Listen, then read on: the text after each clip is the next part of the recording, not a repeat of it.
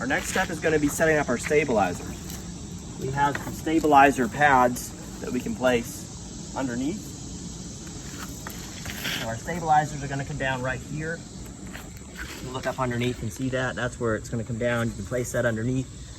We'll do that on both sides before we go inside and operate the control. Everything else is electronic on this motorhome, so we will need to go inside to our control panel. On the way in, you saw the step, how it came out.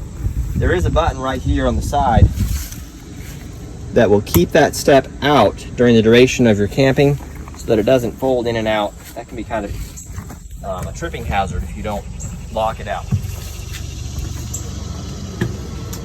So our control panel is located inside the RV, right here above the refrigerator. Right now, it's off. When you turn that on first, that'll power up. You'll see options displayed here on your screen. So we're going to start with our stabilizers. Now, our stabilizers are not leveling devices. They are stabilizers. That keeps the RV from rocking back and forth while you're in it, but it's not going to level you up. That's why we had the leveling step earlier on. So I'm going to touch that. So you just hold it down. You can hear it. You might need someone to go outside and watch for you. Hold it down and you'll hear it tighten up. Do the same thing on this side. Hear it tighten up here in a second. Okay, now we're going to move on to our slides. We have our slides here. We have a bed slide and a main slide. We'll start with the bed slide. Now, one thing before we slide that out, just take a quick look overhead.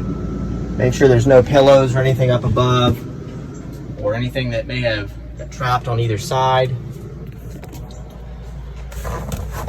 Adjust that cushion slightly. Your bed slide. Hit the out, but it'll hold it once again.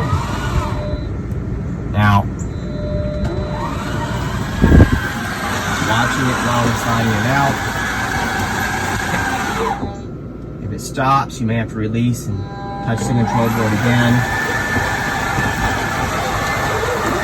It's designed to not put too much pressure on the system, which would damage the slide power components, just in case something were to get jammed in there. All right, we're almost all the way out. Right there. And then we can slide the mattress.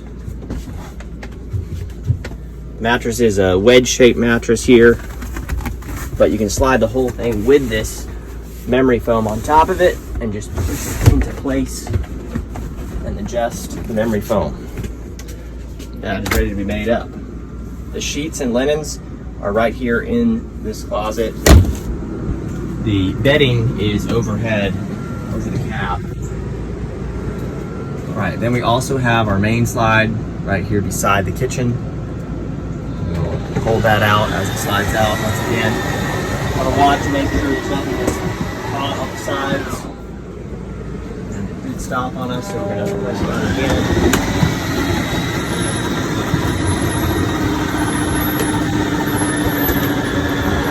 That curtain looks like it's jammed in there.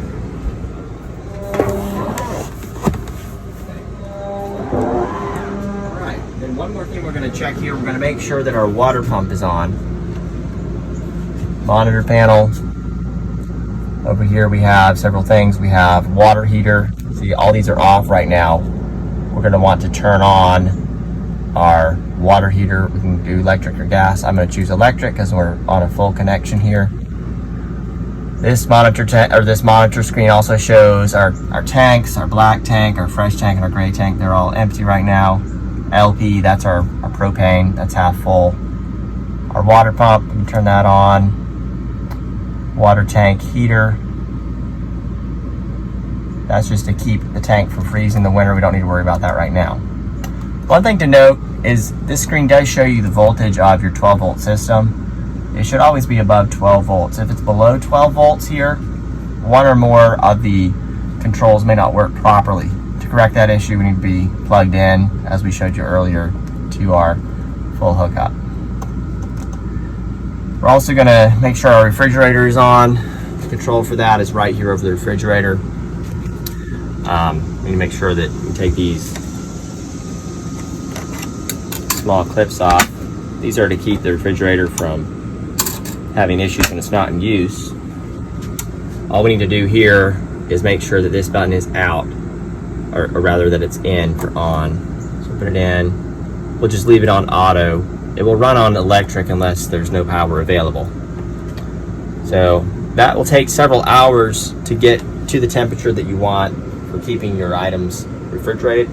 So go ahead and get that started as soon as you can. The refrigerator will run while you're driving the RV because it does have the option to run on propane. So you can keep items refrigerated as you travel.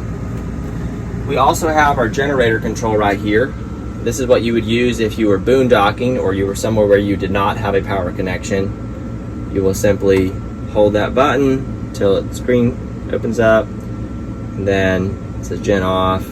You just hold this button here, and you'll hear your generator start up. And that is that. Turn that back off. One more thing, AC control. Your AC unit is in the roof here, but the control for that is back here in your master bedroom area. Right here, this is your control. It's set at 75. Really self-explanatory. You need the temp to go up or down here. You have your mode, cool, dry, heat, fan. We do have a ventilation fan in the ceiling here. If it's a cooler day or a warmer day, either one, and you want to ventilate your RV, you can turn on this fan. There is a door right here if you would like to separate this space from the other space. And it does have a catch on it, so you do have to give it a nice tug, but needs some privacy.